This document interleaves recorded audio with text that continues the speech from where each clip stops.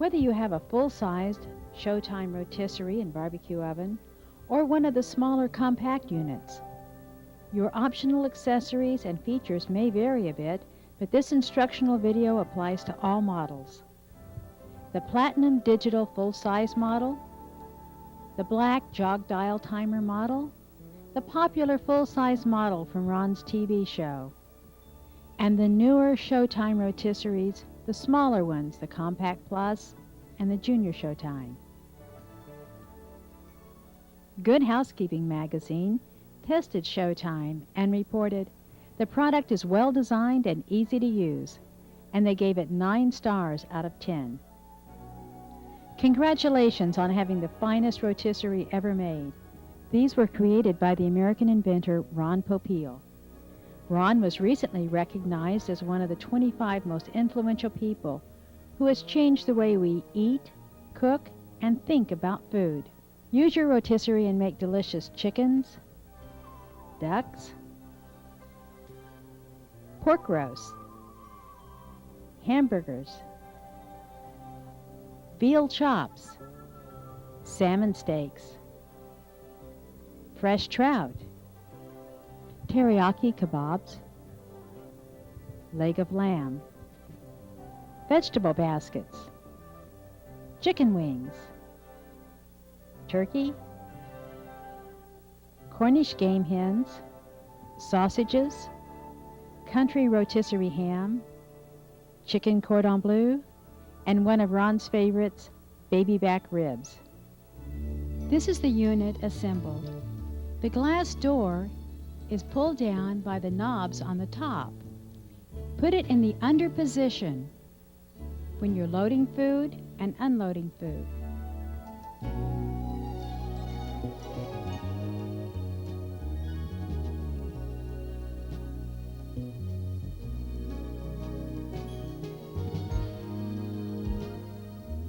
This is the drip tray and grate cover, the spit wheel assembly, and in the back behind the heating element is a heat reflector. It easily comes out, and you'd want to wash this once in a while. Just be sure it's always in the unit when the unit is in operation. To replace it, put it in behind the heating coil. Very simply, let it fall into place. While the heat reflector is always necessary in the full-size Showtime units, it is not necessary and it is not included with the smaller units, such as the Compact Plus and the Junior. This is the spit wheel assembly. It goes in and first into a rest area and then back into one of the cooking areas, A or B. The grate cover goes on top of the drip tray. They can go in either way, as shown here. Again, never operate the unit without the drip tray and the grate cover in place. To attach the door on the front, first put the pin in the right side.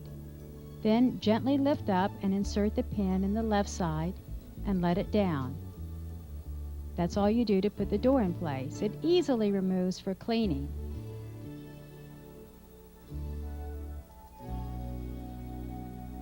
Now it's your turn, Ron. You tell them about the spit wheel assembly. This is the spit loading base that comes with every unit. I'm going to set that on there like so, and I'm going to take the other gear wheel and I'm just going to match it up. Once they're matched up, you press down and it's ready to go into the rest area. Now let me explain some of the inner parts of the machine here. Over here is the rest area. Over here is the A position, and then we have the B position. Now, and in the back, we can see the motor gear. That's what makes everything operate. Now let's go back to the A position. The A position, and I'm going to set it first in the rest area, and then into the A position. All foods work in that A position. Now it's basically for larger foods, because if you decide to go to the B position, you lift up, it falls into place, and that will do smaller foods. I'll do that once again. The A position does large foods. The B position does smaller foods. There are only two positions in the smaller units, the rest area and the cooking position. Once the food is in, you lift the window up, you set it, and you forget it. Don't take set it and forget it literally. It's only valid if you have read and followed all the instructional material. Notice that we have half-hour increments going around the unit. It's a 3-hour timer and it turns off automatically. Now you'll notice down the bottom here, it's in the normal rotation. That's right in the middle. That's the heat on and the rotisserie is spinning. If I move it to pause to sear, that allows the heat to stay on, but the rotisserie is not working. It sears all your foods. Of course, if you move it over to no heat rotation, your food is done already, and you turn it to no heat rotation for just 5 minutes on the timer. That's when the heat is off, but the rotation continues. That'll allow you to let your food rest with all the juices permeating, marinating inside and outside. We'll go back to the normal position. If you own the Platinum Edition with digital controls, it simply works like this. Now we have the hour button right here. I'm going to touch it and we have 1 hour, and you can see the digital light right there, and it will start in just a couple of seconds time. Above it is the minute button, and I will give that a press a couple times and you can add on your minutes. The left side is minus minutes, and we can take away minutes if we so desire. And of course, we have the off button down over here. That turns it off, although your machine stops automatically when you're using it. If I wanted to just touch the button again, you will notice that the rotisserie spins a little bit each time I touch it. So you can position anything in there anywhere you want. Now the function button on the top allows you to do the normal rotation. That's heat with the rotation. Of course, I'm going to go to no heat rotation over here, and I'm going to give it a couple of minutes on no heat rotation. Now what is no heat rotation? No heat rotation is what it says. There's no heat, but the rotisserie is spinning around. Now the reason I invented that was that I know that when food is done, not everyone is ready to sit down at the table. And so this will keep your food spinning around with the juices flowing, and it'll keep it hot for about a half an hour's time. You never can get those people to sit down at the table when you want them to. And the last button on the side over here is pause to sear. And I'm going to touch the function button again. And what will happen here now is the rotisserie stops, but the heat remains on. It will allow you to sear your food, especially when you're doing steaks and lamb chops in the basket. I'll turn it off, and that's all there is to it. If your Showtime machine came with a jog dial timer, it may have some or all of the following features. Unless you have selected another function, the timer automatically goes to normal rotation. You can adjust the cooking time by turning the jog dial up or down.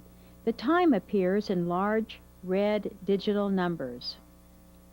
The three-way button lets you select the following: normal rotation, where your food rotates and is cooked, or no heat rotation, used for cooling the food before serving while keeping the juices evenly distributed throughout the food, or pause to sear. You position the food in a basket or on the spit rods right in front of, that is, facing the heating element, to brown or char the outside. Do one side, reposition the basket or spit rods, and do the other side. Do not try to cook food solely in the pause to sear selection. It will burn. Use it for a few minutes on each side to char the outside of steaks and other foods. Then select normal rotation and set the time to finish cooking. If the machine is accidentally turned off, the three-way selection button has 1 minute of built-in memory. After 1 minute, it reverts to normal rotation. The warming feature automatically sets 1 hour of warming when you push the warm button. You can increase or decrease the warming time by turning the jog dial just after you select the warming button. You can set the warm selection while your food is cooking too. Just push the warm button and, as the light flashes, jog dial the warming time you desire, if it is other than the 1-hour automatic setting. You did not interrupt your cooking time to set the warming time. Your food will continue to cook and, after a few seconds, the timer will again show you the remaining cooking time. Then, when cooking is done, it will automatically go to your preset warming time.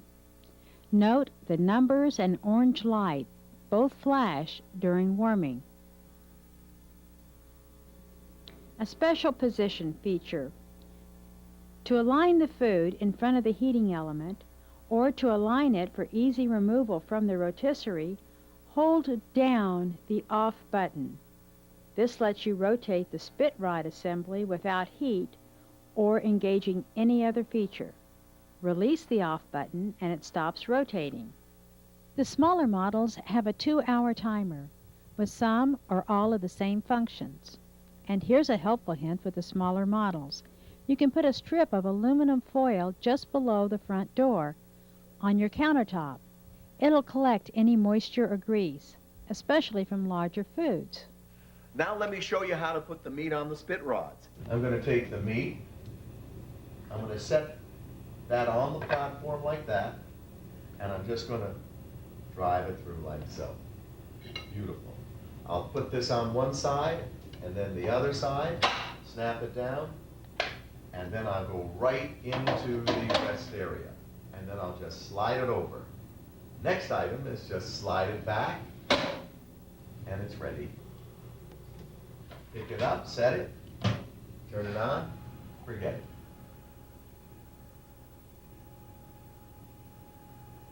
And now Ron's going to show us an easy way to tie chickens. You get a bunch of food ties with your machine. Cut that off. Over here I have one wraparound, and over here I have the second wraparound. Now, Jan, I'd like to show the folks how to tie a chicken another way using only one tie. I'm going to take a tie here, and I'm just going to make it a little smaller just by making a little knot in here like so, and trimming it like that. Now, the first thing I do here with the chicken is always turn the chicken over on the breast with the wings away from you. I'm going to take that chicken tie and I'm going to wrap it around one wing and then the other wing. Give it a twist and it locks the legs in. Once the legs are locked in, I'll turn it back over again and I will put one wing on this side and one wing on the other side. Back over again with the breast on the right side. I'm going to grab my rotisserie rods here, and I'm just going to grab the legs with my other hands, keep them together, and I'm just going to angle it down like so, and slide it through. Set it on the platform over here, like this. Put the top gear wheel in place. I'll match it up, snap it down, and I will then put it in the rest area. I will center the chicken, slide it back, bring the window up, set it. It is highly unlikely, but if you should see or smell smoke, it's because the food is rubbing against the heating element. This indicates that the meat or poultry is too big or wasn't tied properly, or the food is off-center, lopsided on the spit rods. If this occurs, turn off and unplug your machine. Do not open the glass door. Let it cool down. Then trim or retie your food tightly. And be sure that the food is centered on the spit rod so it always rotates without touching the heating element. Over here I have the spit loading base. I'm going to take the spit rod assembly and just place it right on like so. I'll take the two chied chickens here, and all I'll do is drop it on like that. And I'll take the second one and basically do the same thing. Take this and slip it on like one side and then the other. Snap it down. I'll move this over like so, get this out of the way, slide the chickens over, and I'll take a little of this and just sprinkle that on there. Isn't that nice? That's going to be really beautiful. Then I will take it and set it in the rest area, slide it back into position, lift up the window, turn it on, set it, and forget it.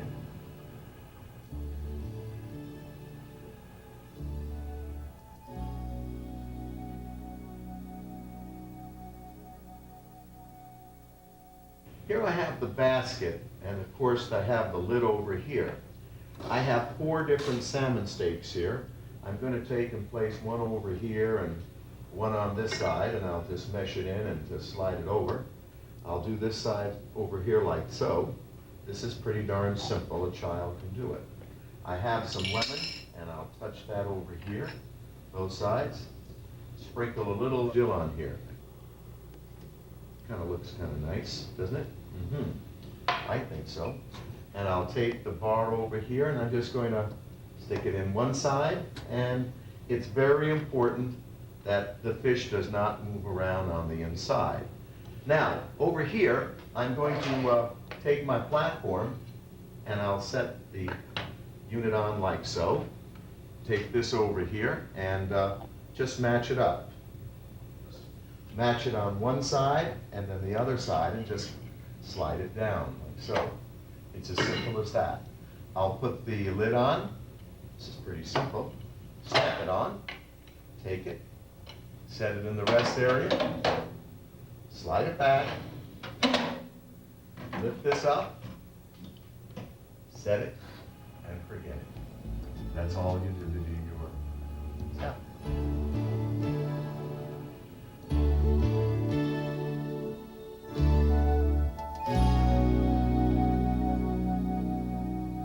You get this and this, and this and this. Or you have this ring matching up with this ring, and this over here matching up with this over here. Okay. This side over here will go in there, and you use the spring side over here, and it comes out over here. And that kind of locks the food down. Over here I've got the platform. I'll set it down, and I'll put this on it like so. Now over here we have these two. Of course, this guy here matches up with that one over there. All I'm going to do is set it down like so, and down it comes. Perfect.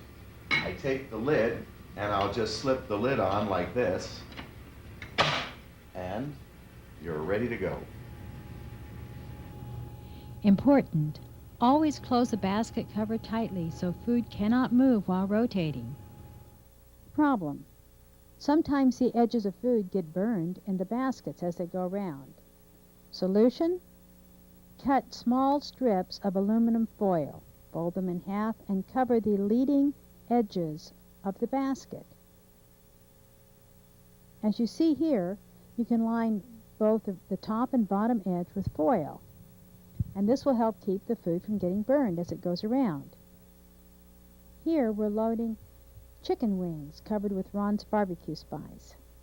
And it's a good idea to load food so the smaller bones go toward the middle of the basket so they have less opportunity to fall out the edges. Looks like this is going to hold about 10 chicken wings. Now when you put the basket on, you have to puncture the foil with the end of the basket. You see, you push it down and then snap the top into place through the foil. To load the basket onto the spit rod, there are 2 loops at either end. You run the spit rods through the loops in the front and the back on both the top and bottom. Then you snap the lid in place. Now, here's how to make kebabs. First thing you do is set it in the rest area like so. Now, with every package you get all these shish kebab rods. Let me show you how to use them. You take the shish kebab, and they're done over here. You just slip in one side on that side, and then use the spring to, in fact, snaps in. It's as simple as that. I'll put it on one side like that, and then just spring it in. You set it back into the unit. You set the window up, You turn it on, and that's all you do to do shish kebabs. Remember with kebabs, you always put the spring end on the right side because it turns a quarter turn every time the whole wheel assembly goes around. This ensures an even cooking on all sides of your kebabs. Insert the sharp end first. Then snap the spring end in place. Keep the meat and vegetables on your kebab rods no more than 1.5 inches in diameter so they don't touch each other as they go around. It's very important when you're fixing ribs using the kebab rods that you put the spring ends on the left. That way they don't make a quarter turn every time it goes around. And here's how to use the flavor injector. Suck up that juice, like a little lemon juice here. Then I'll take this and I'll jam it in. Just a little shot there. Stick a little shot over in here. A little shot down in here. A little shot in there. Use it all up. Huh? Then I'll just go to the spit rod over here, slide this in, and all I do is go down and just ram it through like this. I'll set it on the counter over here like that. I'll put the fine thing on over here, snap it down, and lift it, set it in, position it, slide it back. It's as simple as that. And then you just set it and forget it. And now Ron shows how to tie a turkey. Now over here I've tied the wings one time, and I've also tied the wings. This keeps the wings nice and tight and close. Of course, you have to also tie the legs, and you just use a regular square knot, which I'll use over here, and we'll tie it really good. Always use 4 strings when tying a turkey, 2 on the wings and 2 on the legs. If your turkey comes with a metal leg clip, you can use that too. Just undo one leg to thoroughly clean the turkey inside first. Then replace the leg and the clip. I'll clip the excess off like so. Next I'm going to turn it sideways, and over here I'm just going to slide it down and all the way through. I'll set my platform on it over here like this, okay? And there's my spit rod coming out, and I'll just lock it in, lift it up, and put it in the machine like this. Slide it back, set the window up, turn it on, set it and forget it. And now Ron shows us how to make baby back ribs using the kebab rods. Note, the spring end is on the left, not the right, with the baby back ribs. Now, it's important that this side be on the left side and the right be on this side over here. So I'm just going to slide it in over here like so, and then I'll just squeeze these together, snap that in. Now, if you notice down over here, we have our ribs, and I've taken one on each side. It holds it like that. Now, it's going to take this side over here, and I'm just going to slip it in on one side and spring it on the other, and just roll it like so, and just slip it in over here. Take it and slide it back, and now, while that's doing that, I'll barbecue it.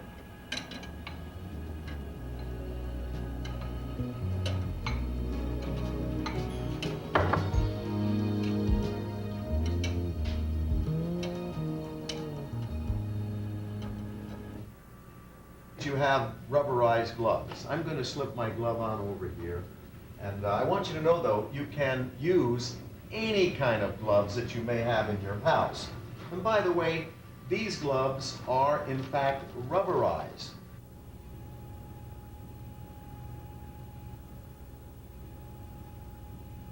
Watch what I do here. I'm going to turn off my machine over here, and I'm going to slide this right under. The first thing I'm going to do is lift up and just take it out. It's as simple as that. Now, over here I have my meat thermometer. You must check to see if in fact the meat is done. It's done. Good. I'll take the meat thermometer out and just slide it off. The chicken comes right off, and you are now ready to serve your chicken. Problem. Your chicken is done for time and temperature. However, the breast of the chicken is not as brown as you'd like it. The chicken has probably been loaded a bit off-center. So, stop it when the breast is aligned in front of the heating element. And set the function switch to Pause to Sear. Set the timer for 5 minutes, and you'll find the chicken breast is nicely browned. Now here I have a beautiful piece of roast beef, and I'm gonna just sprinkle some nice stuff on here, all over. Get some nice, good spices on there. That's gonna be lovely, huh? Is that pretty? I think so. Okay, now, since I have it like that, I'm going to take the spit rod over here, and do not go in over here in the meat. That's beautiful meat. You don't want to do that. What you basically want to do, folks, is go in through this way. And so I'm just going to slide it through like so, and I'll just push it right through like that. I'll set it on the wheel like so. I'll put this on over here. It'll match up. I'll put it in the rest area, slide it in the middle, push it in the back, raise up the lid, set it, and forget it.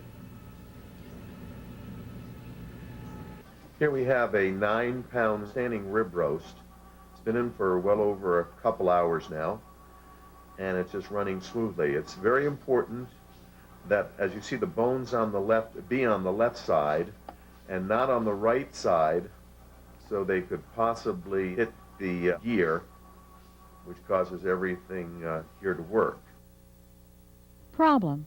You can see or smell smoke because the food is hitting or coming too close to the heating element. If you don't center the food properly, or load it properly, or trim off the excess fat, or if your food is too large, this could happen. Here's an example of a roast that was not loaded properly onto the spit rods. It catches on the heating element and burns. Always check on your food from time to time. If you hear a squeak as the machine goes around, put a drop or two of vegetable oil or olive oil on the gear wheel nub before inserting the spit rod assembly into the machine. Or use the end of a kebab rod dipped in oil and drop it onto the nub like this as the machine turns. Or you can even use a straw. But be careful if you do it when the machine is turning. These parts get very hot. Discoloration. Some discoloration over time is to be expected when you work with hot food. It's normal, and it will not affect the function of the machine. On white machines, it gets slightly browner on the front of the machine behind the glass door, and sometimes on the steaming and heating tray. This is caused mostly by fat from roast beef. While it is not recommended, you can, after a while, if you want, return your machine. For a nominal fee, the factory will refinish the surface for you. Ask customer service. You can line the bottom of your drip tray with a small sheet of aluminum foil. Be sure it's flat against the bottom to leave room for fat that drips off the food. You can't have any fat or grease build up on the grate cover, so please don't cover that with aluminum foil. It's made to drain the fat away down into the drip tray. On top of the unit, you can have the optional steaming and heating tray. When you open the top to check on your food, be sure to tip the tray lid so any moisture falls back onto the food and not onto the counter or the machine, like this. And like this. When steaming fresh vegetables or frozen vegetables, we put a half-cup water on each side of the bottom tray, and then put the steaming partition on that. Here we have some beautiful beans and succotash. That'll be sensational. And by the way, as you can see, you can just put it on the top here, it stays on the top and comes out beautiful. And Ron, let's show the folks another feature on some models. There's a tie latch on the side. Use one of the elastic food ties, tie a knot about 1 inch down and slip it on the arrow-shaped piece here on the side, and then over the door handle. It helps hold the door in place when storing or moving it. But remember, always let the machine cool down before moving it. And now here are some cautions, things to avoid when using your rotisserie and barbecue. Do not touch the glass on the top or the bottom. It's hot. When the glass is underneath, do not touch this. This is very, very hot. Don't touch the top, don't touch the back. Always very hot. Never use spray. Never use spray inside the machine.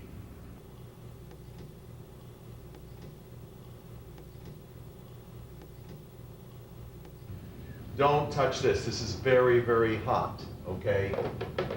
Never grab that. You'll burn yourself. Never touch the sides over here. This is important. Remember, always keep at least 8 inches of space from any cabinet on the top, sides, and back. This is no. You're too close on this side, and you're too close up here. This is no. Hot, hot, hot, hot. Do not touch. Important. Keep out of the reach of children at all times. Don't let them reach up and touch it. Important. Do not put charcoals or any foreign objects in the machine. Important. Do not move rotisserie when it's hot or loaded with food.